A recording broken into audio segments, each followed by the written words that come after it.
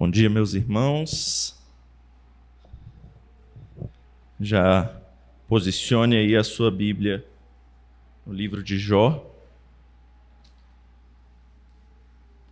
O livro de Jó é facinho de achar. Você abre a Bíblia, provavelmente vai cair em Salmos. É antes de Salmos.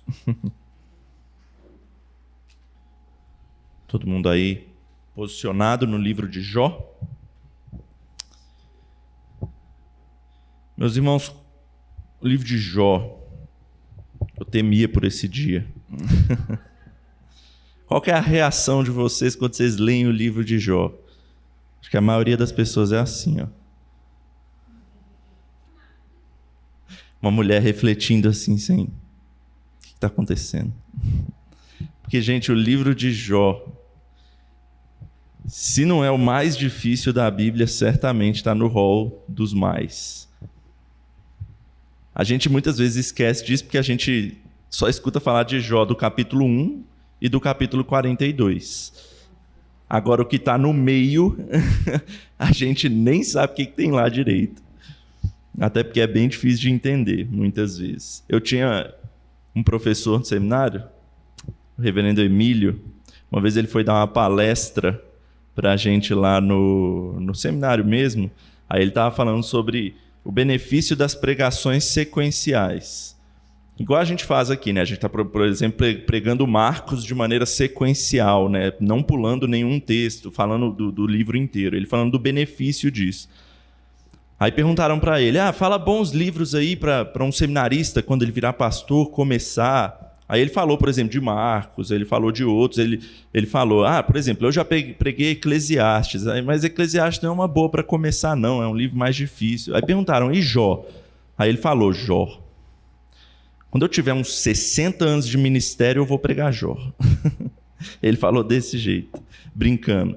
Porque realmente, meus irmãos, Jó, ele é um livro de sabedoria, é um livro poético, tem partes narrativas no início e no final, mas é um livro complicado. E a gente vai tentar entender o porquê aqui, mas apesar da complicação dele, eu quero que a gente saia daqui também hoje, lembrando que apesar de ser difícil muitas vezes de entender, ele quer justamente fazer isso porque ele quer nos fazer refletir em questões que são de fato difíceis, mas que nos ensinam muito. Hoje a gente vai tentar responder algumas dessas questões difíceis e se não der para responder, no mínimo a gente vai refletir a partir dessas questões. Porque tem muita coisa que realmente não é para a gente entender, é para a gente aceitar e aprender com aquilo. Vamos ver então o livro de Jó. Vamos começar com as características básicas do livro de Jó. Primeiro, o nome do livro. O nome do livro, obviamente, leva o nome do seu personagem principal, Jó. Algumas pessoas, alguns estudiosos, eles associam a palavra Jó, que no hebraico é Iobus, a raiz do verbo ao que ela representa, né? Que é voltar e arrepender-se. Se, de fato, tem essa relação do nome com esse verbo, com essa palavra, casa muito bem com o desfecho do livro que a gente vai ver ao longo dessa aula, né? Mas essa raiz, é bom a gente lembrar desse verbo, ela não é de uma palavra puramente hebraica, ela é de uma palavra árabe. Aí você fala, opa, mas peraí, o que tem a ver a palavra árabe? Faz até sentido para Jó, porque a gente vai ver que Jó, ele não nos parece ser um israelita. E a gente vai ver isso. Então, para a gente começar de fato a estudar, antes de qualquer coisa, quem é Jó? Quem foi esse homem? Tem muita gente que fala que Jó é uma lenda, que nem existiu e coisa e tal. Mas a gente não crê assim, porque Jó ele é inclusive citado em outros textos bíblicos junto de homens que de fato existiram. Ele é citado ao lado de Noé, ele é citado ao lado de Daniel. Ele é citado lá por Tiago no Novo Testamento como um homem em que a gente tem que se espelhar pela sua paciência e por aí vai. Então, quem é esse Jó? Vamos abrir a Bíblia então, Jó 1, de 1 a 5, onde ele nos é apresentado. Acho que todo mundo já está com a Bíblia aberta aí, que eu pedi para abrir antes, né? Jó 1, de 1 a 5. Eu vou ler, olha o que diz aqui. Havia um homem na terra de Uz, cujo nome era Jó. Homem íntegro e reto, temente a Deus e que se desviava do mal. Nasceram-lhe 7 filhos e 3 filhas. Possuía 7.000 ovelhas, 3.000 camelos, 500 juntas de bois e 500 jumentas. Era também muito numeroso o pessoal ao seu serviço, de maneira que este homem era o maior de todos os do Oriente. Seus filhos iam às casas uns dos outros e faziam banquetes, cada um por sua vez, e mandavam convidar as suas 3 irmãs e comerem e beberem com eles.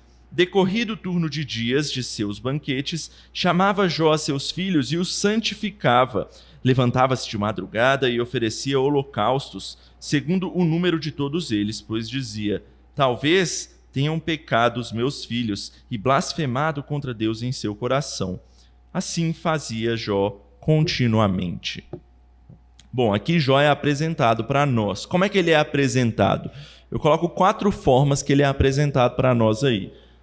Primeiro, ele é apresentado para nós de maneira geográfica. Fala lá no primeiro versículo que havia um homem na terra de Uz, cujo nome era Jó. Que terra é essa?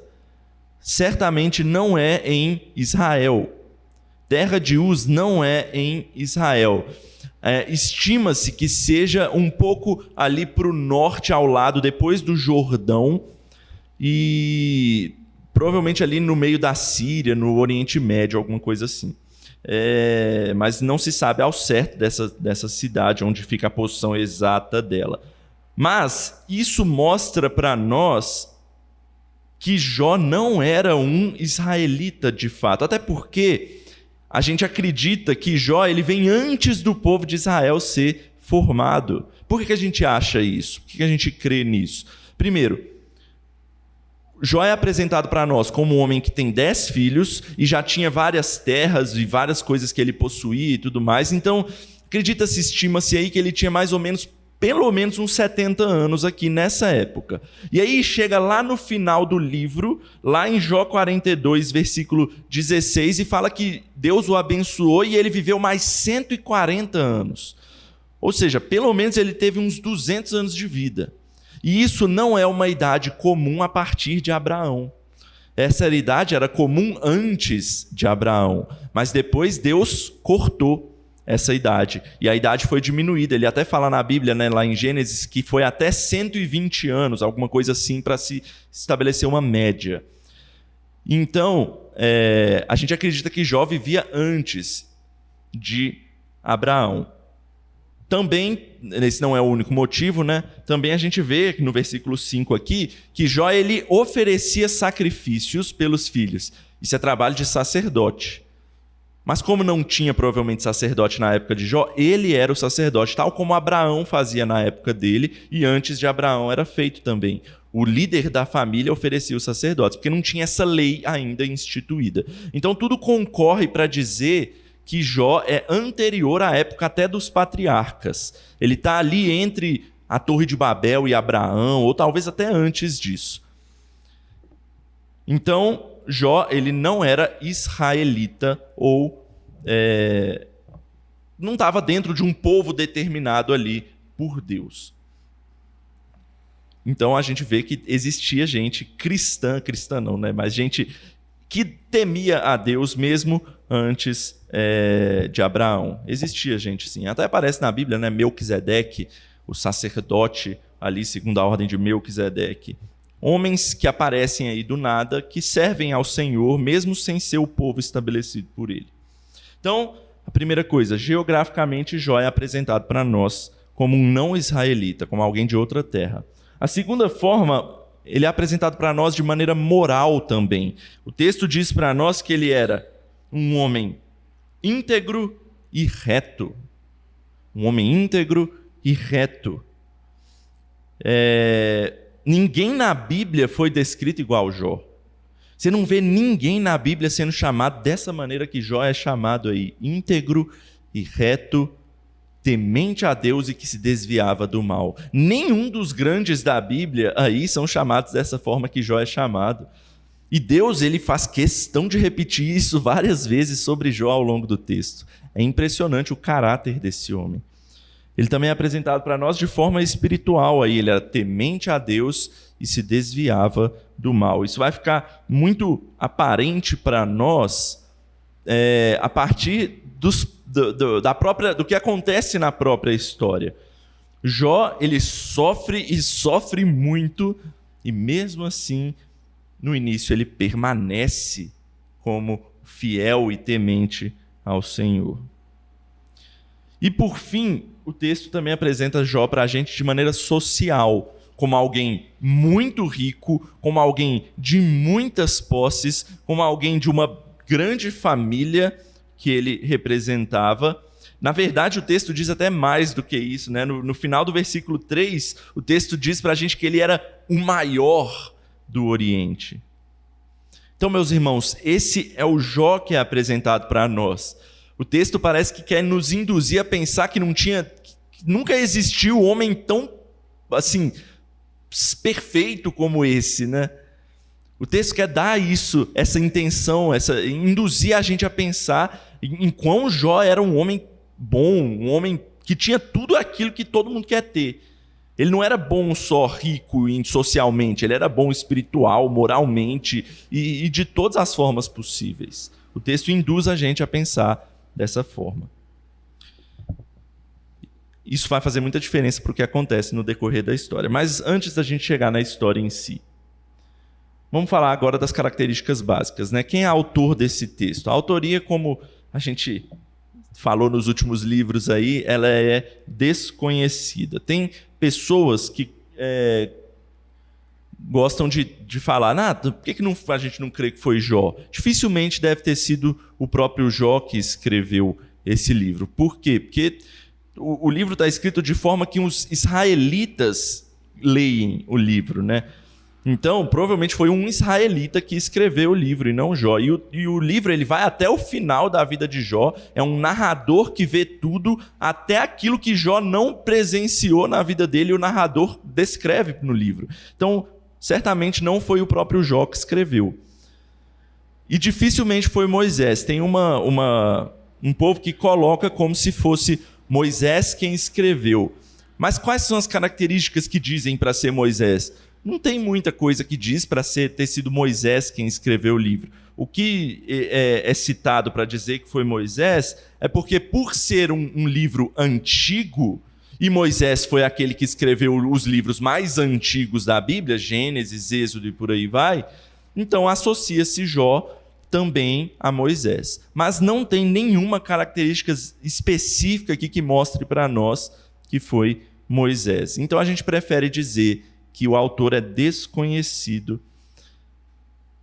E a data da composição provavelmente é desconhecida também. Se você olhar na Bíblia de Genebra, ela coloca um espação bem grande para colocar quando foi escrita. Ela coloca do ano 900 e tanto até o ano 500 e tanto. Uma faixa aí de mais de 400 anos de espaço aí para esse livro ter sido escrito.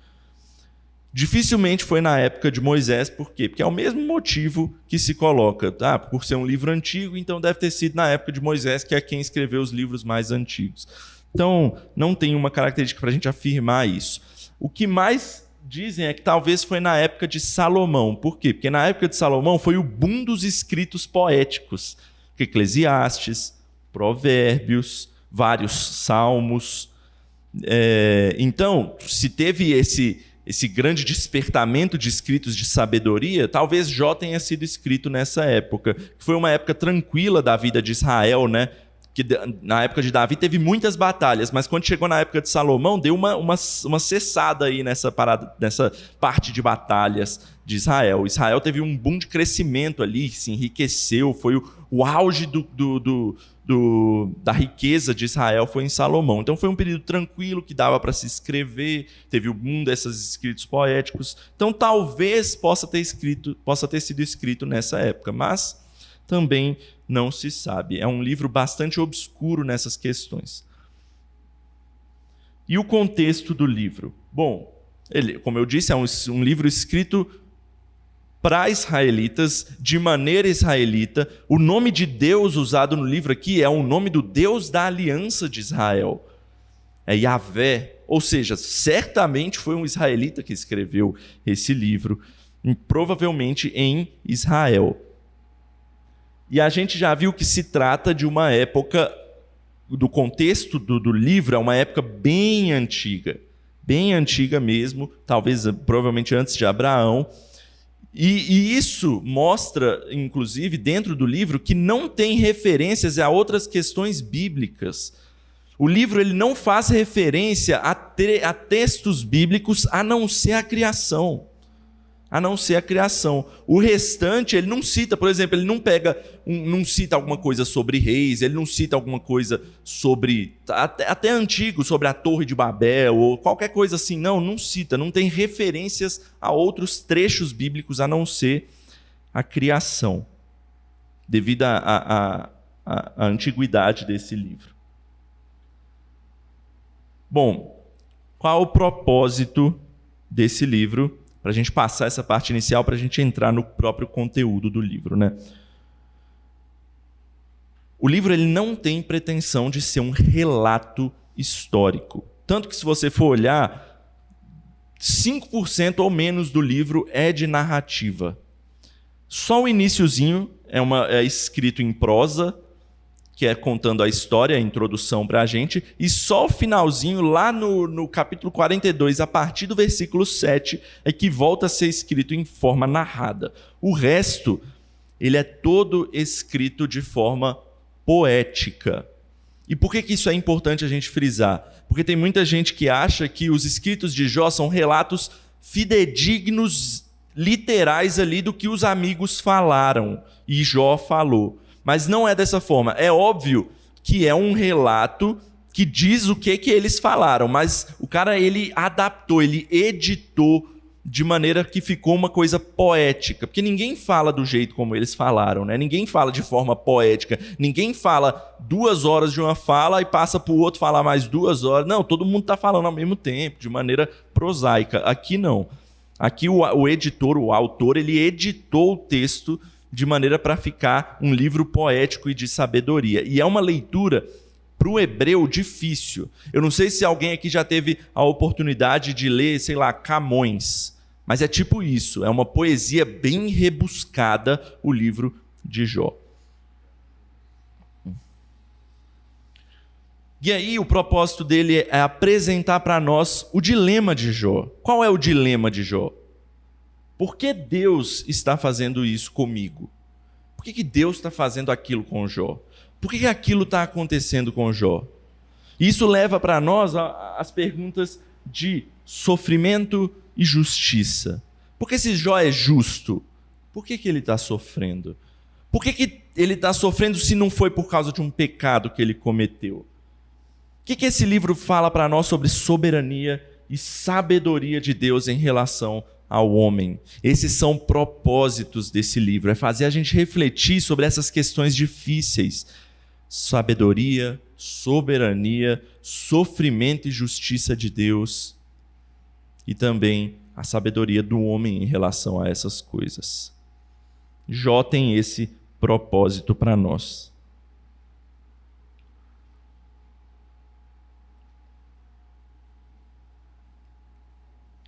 Então vamos lá, a parte agora que mais nos interessa, que é o conteúdo do livro de Jó. O que a gente pode extrair desse livro?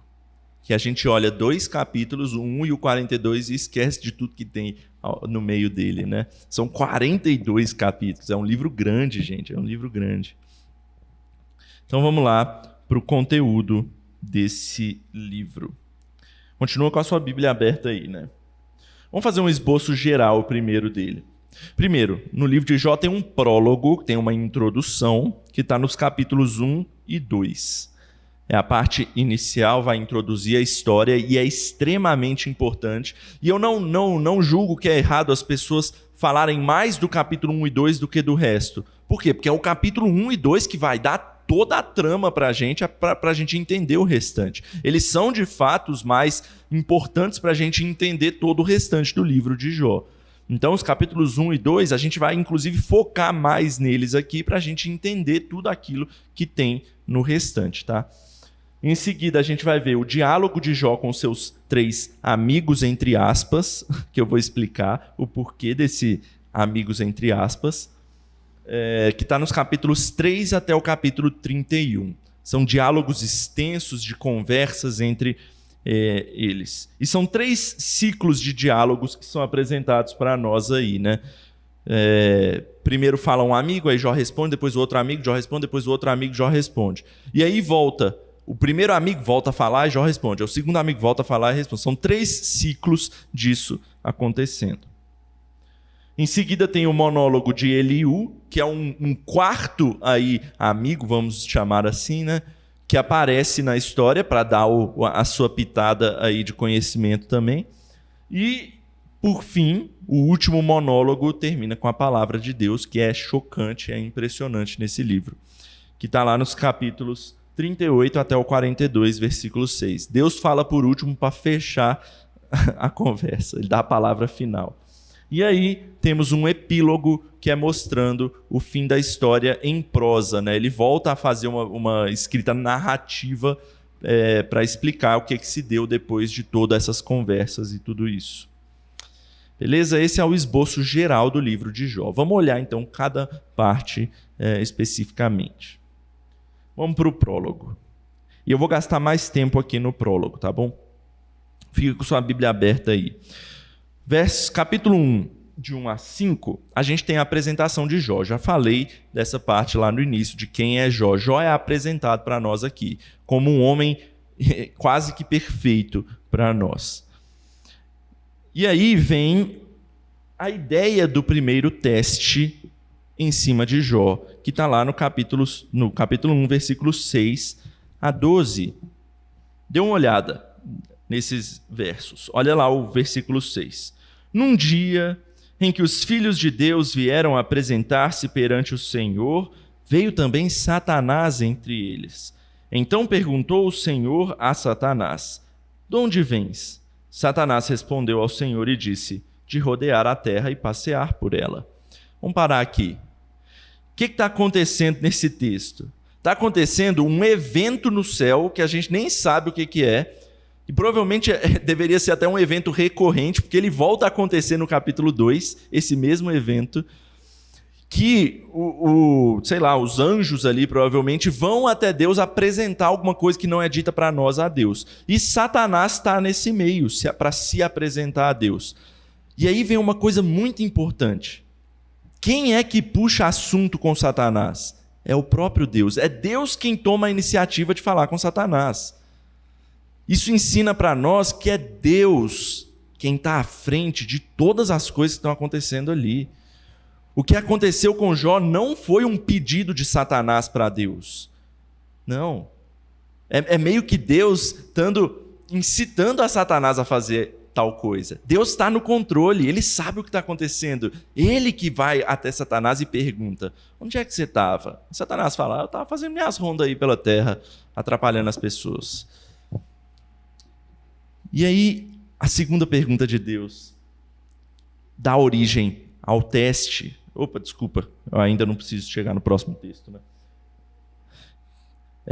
Vê o próximo versículo.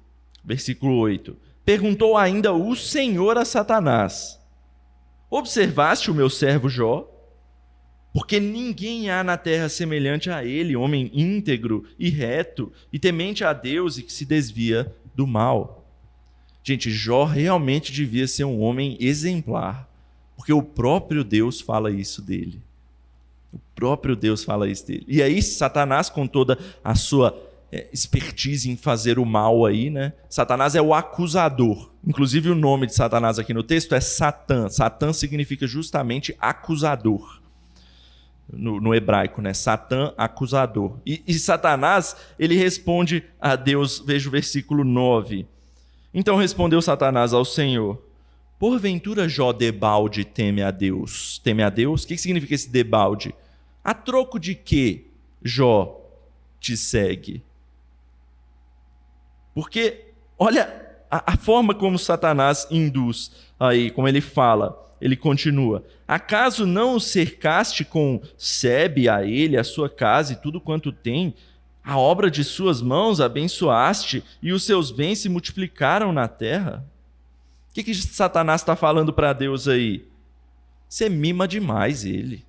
É por isso que ele é desse jeito.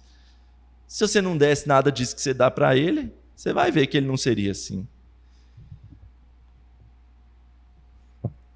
Satanás é o acusador. Ele pega naquilo e distorce as coisas a ponto de fazer com que as pessoas sejam vistas por outro lado. Satanás é expert em fazer isso. E aí Deus dá uma resposta que deve chocar mesmo a gente. Deus fala assim, lá no último verso aí, verso 11 e 12, né? Estende, porém, a mão e toca-lhe em tudo quanto tem, e verás se não blasfema contra ti na tua face.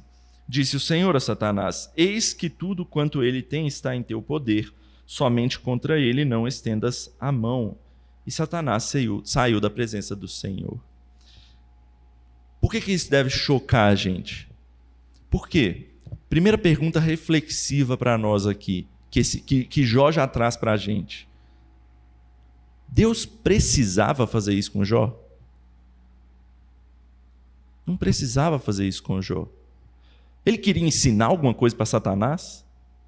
Não queria ensinar nada para Satanás. Satanás não vai aprender nada. Satanás já está com a sua cova cavada já. É só acabar. Ou seja, quando Jesus voltar, acabou tudo para Satanás. Já está decidido. É só acontecer. Deus não quer ensinar nada para Satanás. E o que Deus quer ensinar para Jó? Não é uma questão de querer ensinar para Jó. Porque Jó ele já era íntegro, reto, temente a Deus e se desviava do mal. Não é uma questão dele querer ensinar algo para Jó. Ele não precisava, ele sabia já que Jó era íntegro, reto, ele mesmo disse isso. Então, qual é o propósito disso? Já fica uma primeira reflexão para nós nesse texto. Por que é que Deus aceita fazer esse teste com Jó? Vamos seguir para a gente tentar entender essa pergunta. Vamos lá, o primeiro teste agora está nos versos 13 a 22. Eu não vou ler igual eu li esse, porque as coisas vão se repetir. Mas aqui, em tese, 4 mensageiros vão chegando um atrás do outro para falar com Jó. Jó queimou tudo dos seus bens ali naquele lugar. Jó, aconteceu uma desgraça na sua terra e não sei o quê. Até que o último chega e fala: Jó, seus filhos estavam reunidos e todos morreram. Acontece a desgraça total. Satanás, ele cumpre o que Deus falou, né? Ele não toca em Jó, mas ele toca em tudo ao redor de Jó. E a resposta de Jó é impressionante para nós. Versos 20 a 22. Alguém lê aí para a gente, para eu não ficar só lendo.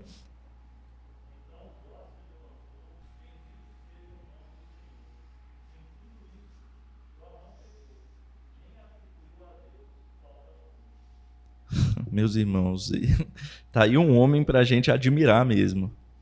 Depois de tudo que acontece, ele não pecou contra o Senhor. O que ele faz? Ele se humilha em primeiro lugar, se rasga as vestes, ele raspa a cabeça, sinais de humilhação, se joga no pó e na cinza, sinais que ele estava se humilhando mesmo.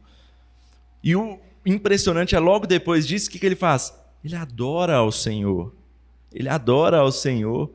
Ele lembra do Senhor, fala: Deus, o Senhor me criou, nu como eu vim, eu vou voltar. Bendito seja o seu nome. Que impressionante a resposta desse homem. É daí que vem a tão conhecida expressão, né? A paciência de Jó. Se você abrir lá em Tiago, alguém abre lá em Tiago 5, versículo 11. E lê aí para a gente.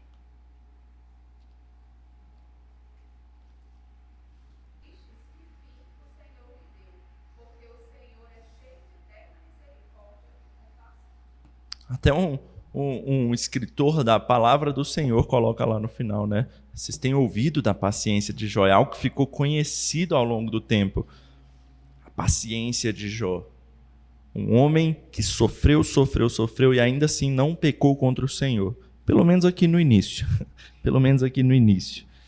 Ele realmente foi um homem fiel ao Senhor, mesmo sofrendo horrores. no sequência da história, a gente vai ver que esse mérito da paciência de Jó é pelo fato de ele nunca abandonar a fé dele no Senhor e a confiança dele em Deus, mesmo sem compreender plenamente a causa do seu sofrimento. Ele vai errar porque ele vai ficar amargurado, e a gente vai ver isso. Mas ele nunca deixa de crer no seu Senhor. É daí que vem o mérito da paciência dele, beleza? Então, aqui a gente tem o teste de Jó e o teste em que ele passou em primeiro lugar. Mas o texto continua. E tem um segundo teste. Veja aí o capítulo 2, versos 1 até o 10. Eu não vou ler de novo, mas no versículo 1 volta aquela mesma questão, né? Num dia em que os filhos de Deus vieram apresentar-se perante o Senhor, veio também Satanás entre eles apresentar-se perante o Senhor. E eu gosto do versículo 3, mas ele é um versículo difícil. Olha o que ele diz ali no versículo 3. Perguntou o Senhor a Satanás: observaste o meu servo Jó?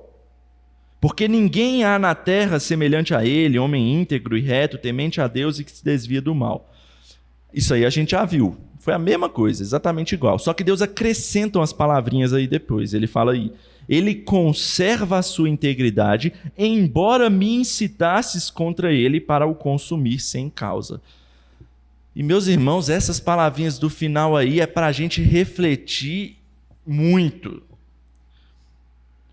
Porque aqui a gente vai ter mais 3 questões muito importantes para a gente refletir a partir do livro de Jó.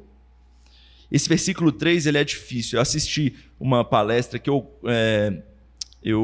indico aí para vocês. Tem no YouTube, tem um pastor chamado Daniel Santos. Ele fez todo um estudo em Jó em 40 vídeos. Ele chamou de quarentena em Jó, porque foi ano passado isso, durante a pandemia. 40 vídeos explicando Jó. Ele vai capítulo a capítulo. E ele diz, quando ele está falando desse capítulo aqui, no versículo 3, ele fala que esse versículo aqui ele não é para novos na fé.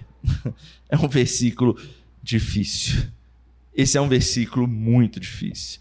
Porque olha só o que Deus fala aí. Primeiro lugar, o que Deus fala? Ele, nessas palavrinhas finais, tá? Ele conserva a sua integridade, embora me incitasses contra ele. Então, peraí. Deus está dizendo que Satanás pode incitar ele? É isso que Deus está dizendo para nós aqui? Satanás tem esse poder de incitar a Deus? Não, mas peraí, não é só isso não. Continua, Deus ainda diz para ele, para o consumir. Então foi Deus que fez com sua própria mão o mal ali com Jó? Já entra aí no problema do mal. Foi Deus que fez o mal ali com Jó? Porque Deus está falando, para eu o consumir. E em seguida ele ainda fala sem causa, ou seja, Deus fez tudo aquilo sem ter um propósito. Olha que questões difíceis que o livro de Jó traz para a gente aqui. Vamos tentar responder essas questões da melhor maneira possível, que corrobora com o restante do ensino bíblico.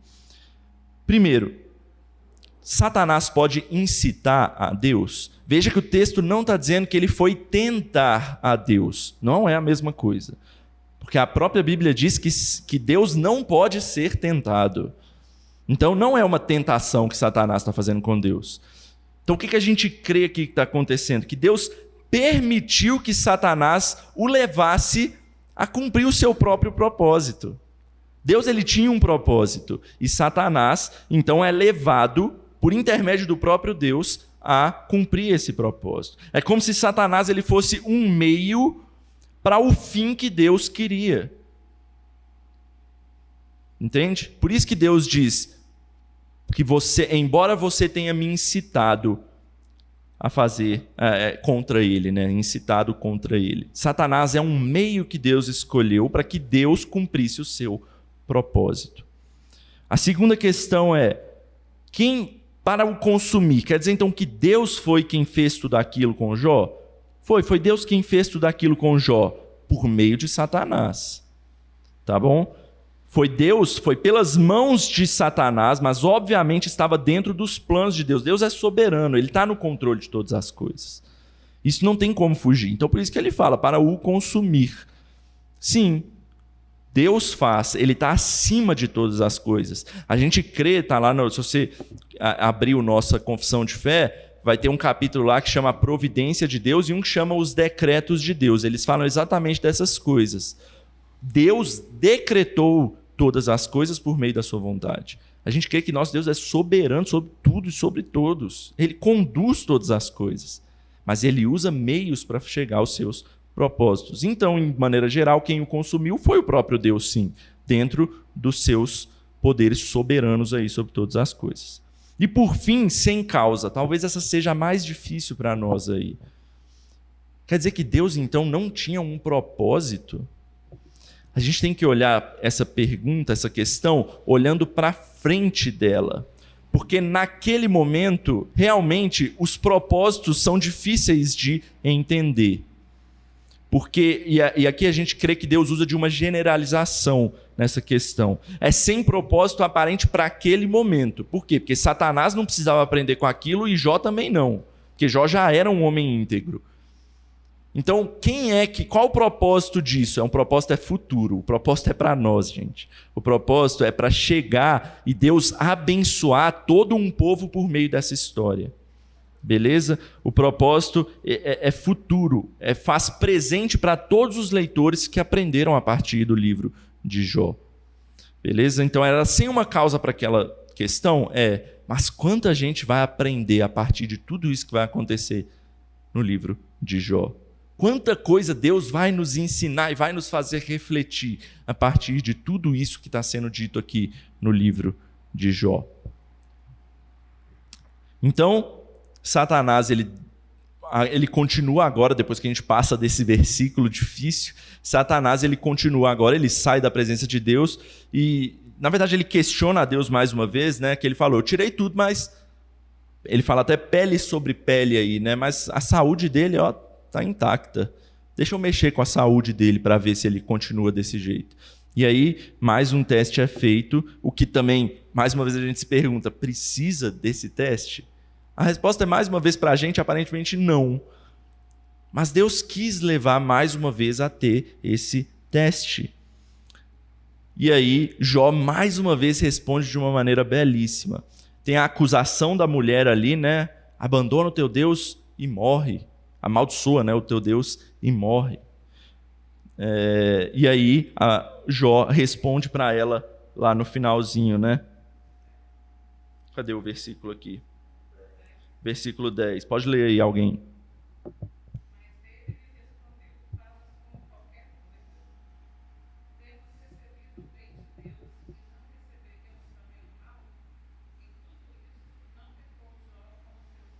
Olha que impressionante, hein? Tudo isso não pecou Jó com seus lábios. Impressionante como esse homem realmente é um homem íntegro. Como ele realmente é um homem que crê no seu Deus. Em defesa da mulher aí do Jó, ele fala para ela, você está sendo como uma louca. Ou seja, ela não era assim de fato. Ele está meio que falando, agora que você está desse jeito, por quê? Você está agindo como se você fosse uma louca, que você não é. Por quê? Porque provavelmente essa mulher também estava doida, perdeu 10 filhos, perdeu tudo que tinha, estava vendo o marido dela na pior, então com certeza ela ficou bem mal. E Jó responde como um exímio líder de família aí, né? Deus nos deu tudo, por que ele não pode nos tirar também? Impressionante a resposta de Jó. Mas aí temos o aparecimento dos 3 amigos. Quem eram esses amigos mesmo aí de Jó? Eles aparecem primeiro do nada, e Jó, aparentemente, ele até nem os reconhece como amigos. Alguém abre lá no meio de Jó aí, capítulo 19, versículo 13.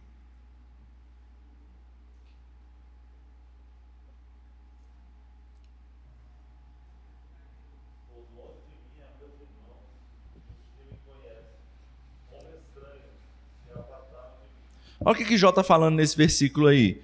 Os meus irmãos, Senhor, o Senhor pôs longe. E aqueles que me conhecem, ou seja, aqueles que são meus amigos, o Senhor os fez como estranhos e eles se apartaram de mim. Uai, mas esses 3 aqui não estão junto de você? Então dá a entender para nós que esses 3 que estão junto deles não são de fato aqueles amigos de Jó. E mais, lá no final, capítulo 42, versículo 11. Alguém lê aí para nós.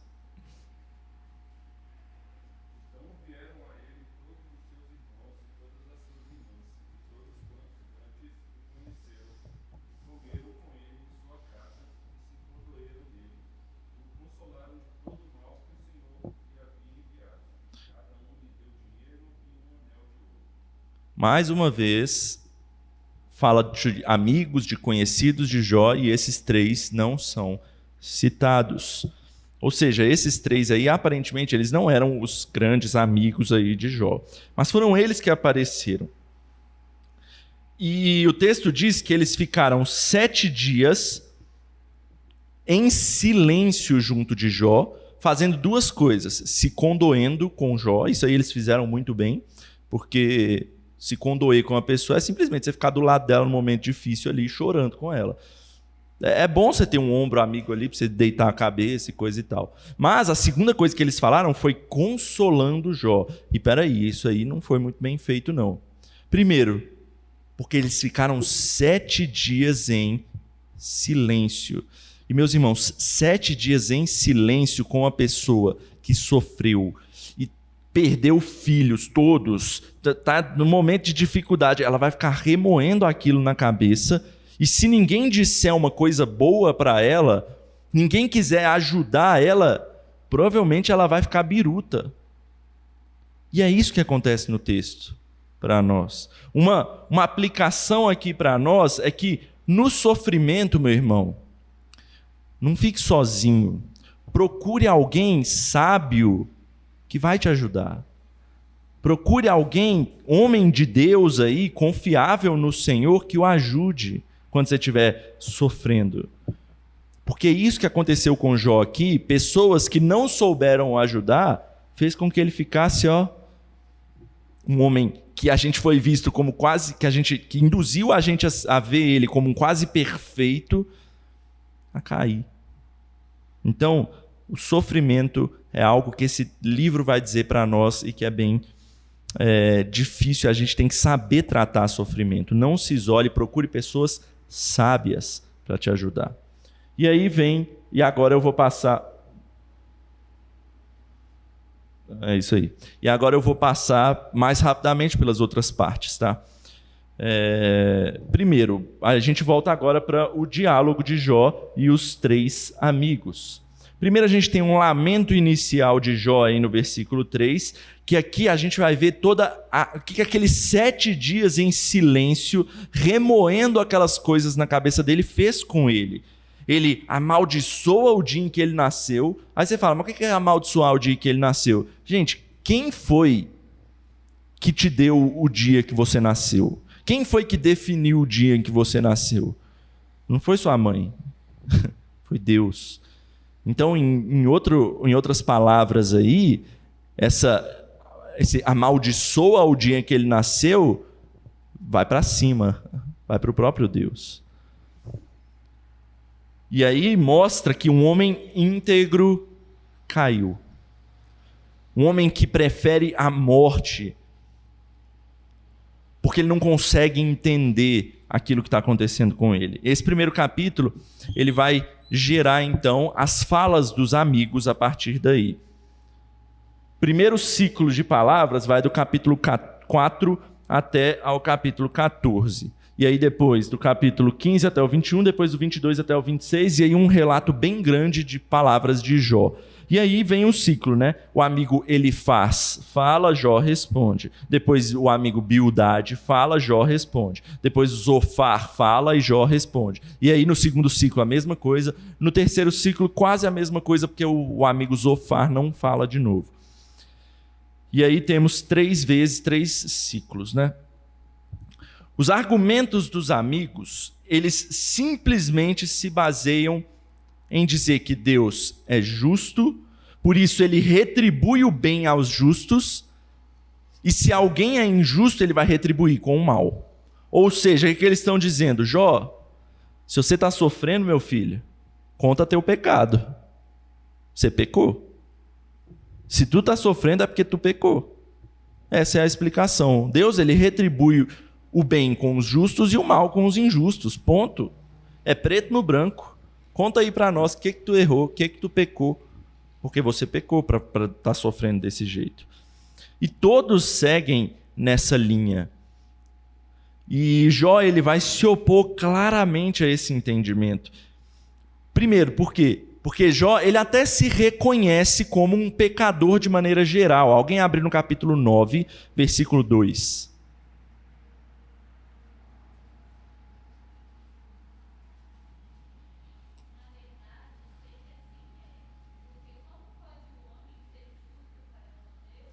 Tá vendo? Ele coloca de uma maneira geral. Não tem homem que consegue ser plenamente justo diante de Deus. Ele se inclui nisso também. Ele sabe que ele é pecador. Mas ele sabe também que não é esse o motivo. Veja aí no mesmo capítulo 9, versos 21 a 24.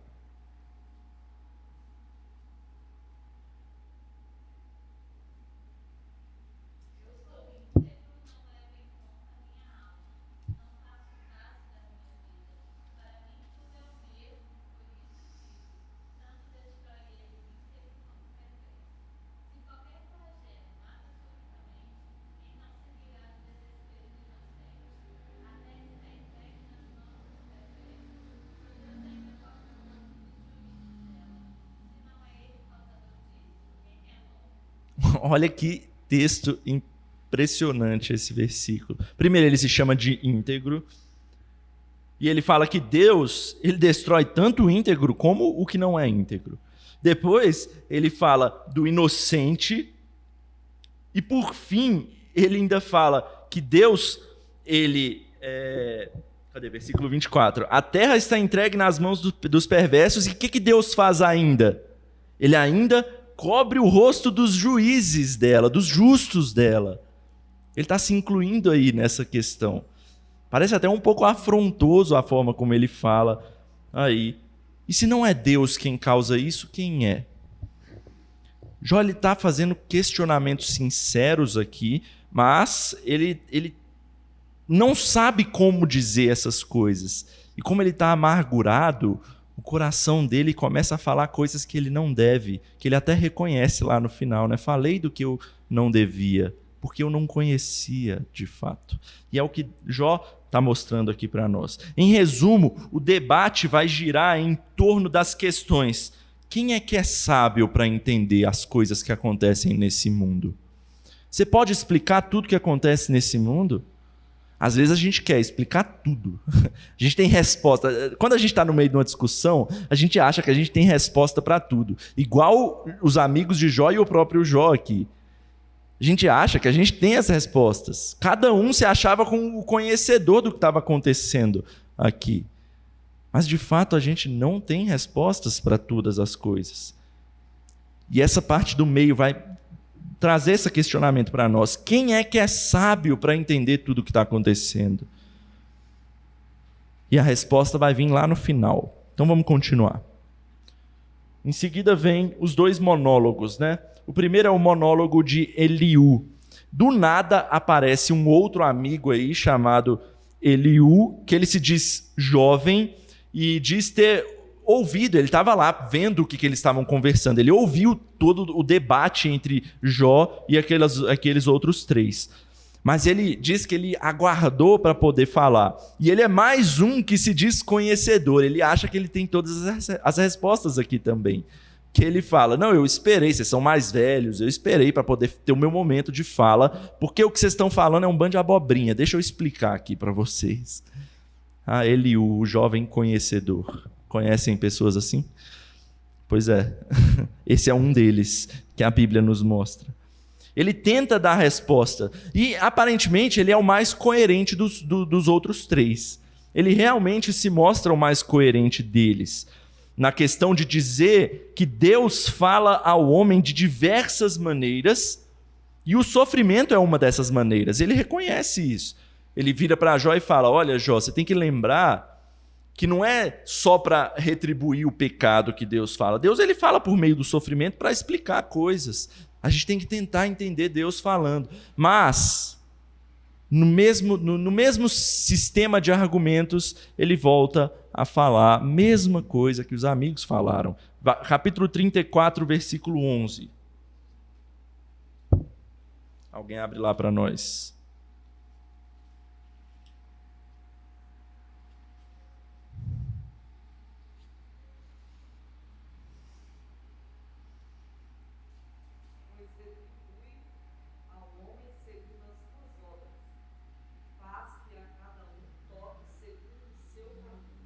Ele chega no mesmo comentário dos três amigos aí. Deus retribui conforme as suas obras. E Jó ele vai poder responder da mesma forma. Não, mas espera aí. Não é por isso. Não é por essa questão. Então, depois de todo mundo tentar explicar de alguma forma, coisa e tal, está na hora de Deus entrar em cena e trazer a resposta. Aí vem o monólogo de Deus a partir do capítulo 38. Deus ele entra em cena e ele repreende a Jó e a todos os outros, porque na verdade eles não entendem nada mesmo. Olha o capítulo 38, versículos 1 a 4. Bastante conhecido essa resposta que Deus dá. Olha o que ele diz. Depois disto, o Senhor, do meio de um redemoinho, respondeu a Jó: quem é este que escurece os meus desígnios com palavras sem conhecimento? Cinge, pois, os lombos como um homem, pois eu te perguntarei e tu me farás saber. Onde estavas tu quando eu lançava os fundamentos da terra? Dize-mo se tens entendimento. E daí Deus vai fazer várias perguntas retóricas para Jó. Onde é que você estava, Jó, quando eu formei o mundo? Onde é que você estava, Jó, quando eu desenhei as nuvens? Onde é que você estava, Jó? Você consegue entender? O propósito de Deus aqui não é nem responder a questionamento de Jó, é mostrar para ele que tem muito questionamento que realmente não vai dar. Não é para a gente entender. É para mostrar para ele que a sabedoria dele está muito distante da sabedoria de Deus. Jó, ele é humilhado diante da sabedoria de Deus aqui. Ele percebe quão distante ele está. Ele percebe que ele é pó diante do Senhor. E o que Jó entende mesmo no final é que é inútil ao homem pensar que pode entender todos os propósitos de Deus. A sua pergunta aí de por que eu estou sofrendo mesmo sendo justo, que é o que Jó tenta perguntar ao longo de todo o livro, ela nunca é completamente respondida, mas ele entende plenamente que tudo está dentro da vontade soberana de Deus. E que Deus espera com isso confiança e lealdade dele. Deus ele não quer que a gente entenda todos os seus propósitos, mas ele sempre quer que a gente descanse nele e confie nesses propósitos. E confie na sua vontade. E é o que Jó reconhece no texto que a gente leu no início da escola dominical, capítulo 42, versículos 1 a 6. E aí no epílogo, para a gente finalizar aqui, Deus ele repreende os três amigos de Jó e restaura a sorte de Jó. Ele aceita as orações de Jó e abençoa a ele, e Jó morre próspero e farto de dias. Algumas aplicações para a gente ao longo desse livro, indo em direção a Cristo, para a gente finalizar. Primeira coisa que a gente aprende em Jó, meus irmãos, é que a sabedoria de Deus, ela está muito além do nosso entendimento. Quando a gente pensa em questionar a Deus por alguma coisa, lembra do livro de Jó. Lembra do livro de Jó, meu irmão. Deus realmente sabe o que está fazendo. Nós é que não sabemos o que está acontecendo. A gente precisa entender, como Jó entende no final, que Deus está no controle de todas as coisas. E isso aponta para Cristo, porque a própria Bíblia diz lá em 1 Coríntios, capítulo 1, versículo 24, que Cristo é a própria sabedoria. Nele, todos os tesouros da sabedoria e do conhecimento estão ocultos. E tem muita coisa que não foi revelada a nós. A gente tem que simplesmente se prostrar diante do Senhor e entender: Senhor, Tu sabes, eu não, Tu sabes. A primeira coisa que a gente tem que aprender com Jó é isso, a questão da sabedoria de Deus em relação à sabedoria humana. Segunda coisa que a gente tem é os propósitos dessa sabedoria. O que é essa sabedoria? Nós somos limitados, meus irmãos, como a gente viu, e a gente não entende todas as coisas, mas a gente tem que entender que a sabedoria se resume a duas coisas para nós. Nunca esqueça isso. Duas coisas que a sabedoria tem que mostrar para nós. Que a gente tem que temer a Deus e obedecê-lo. E isso tem que nos levar para Cristo. Porque Cristo foi aquele que mostrou para nós como fazer isso. Porque Cristo ele se humilhou. Cristo ele se rebaixou a carne humana e sofreu por causa dos homens. E ele mostrou para nós o que é isso, o que é temer a Deus e obedecê-lo independente daquilo que está acontecendo. E a gente tem que se espelhar em Cristo para fazer isso. Terceira coisa, aplicação para nós, a soberania de Deus. O livro de Jó nos ensina muito sobre soberania de Deus. Deus, independente do que aconteça, ele está no controle de todas as coisas. Ele sempre teve um plano, que era enviar Cristo ao mundo para redimir o mundo. E ainda a gente aguarda a conclusão desse plano em Cristo Jesus quando ele retornar. O livro de Jó vai mostrar para nós que a gente não vai conseguir entender tudo, mas que a gente vai poder confiar plenamente no Senhor, que ele vai completar todos os propósitos dele. Por mais que a gente não entenda quais sejam esses propósitos. E por fim, a última coisa que o livro de Jó coloca é a questão do sofrimento, obviamente aí para nós. Ele ensina para nós sofrimento de duas formas para a gente terminar. A última coisa. Se o sofrimento existe, é por causa do pecado que entrou no mundo, sim. Mas não é necessariamente porque a gente peca, porque a gente pecou. Mas em Cristo a gente tem a esperança de que um dia o mundo será redimido desse pecado e do sofrimento também. A gente tem que confiar no nosso Salvador, que um dia ele vai extinguir todo o sofrimento. E por fim, a segunda questão que o livro de Jó mostra para nós do sofrimento é como é que um homem justo pode sofrer mesmo sendo fiel. Eu te mostro em Jesus Cristo, um homem justo que sofreu por causa de nós que somos realmente injustos. Ele sofreu. Ele mostra o ápice do que é o sofrimento. Sem ter realmente nenhum pecado, ele carregou o fardo do nosso pecado. E ele sempre suportou isso por nós. Então a gente tem que aprender que em Cristo Jesus existe sofrimento nesse mundo. E vai continuar existindo até que ele volte e redima isso. Mas a gente tem que aprender em Cristo Jesus e descansar nele, porque ele já levou para nós todo o fardo do verdadeiro sofrimento. Amém? Vamos orar para finalizar? Senhor, obrigado pelo livro de Jó. Obrigado, Pai, pela tua palavra.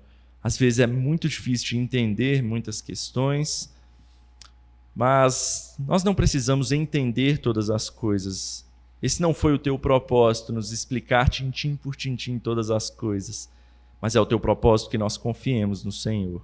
Então nos dê um coração cheio de fé em Ti. É o que te pedimos e oramos no nome de Jesus. Amém.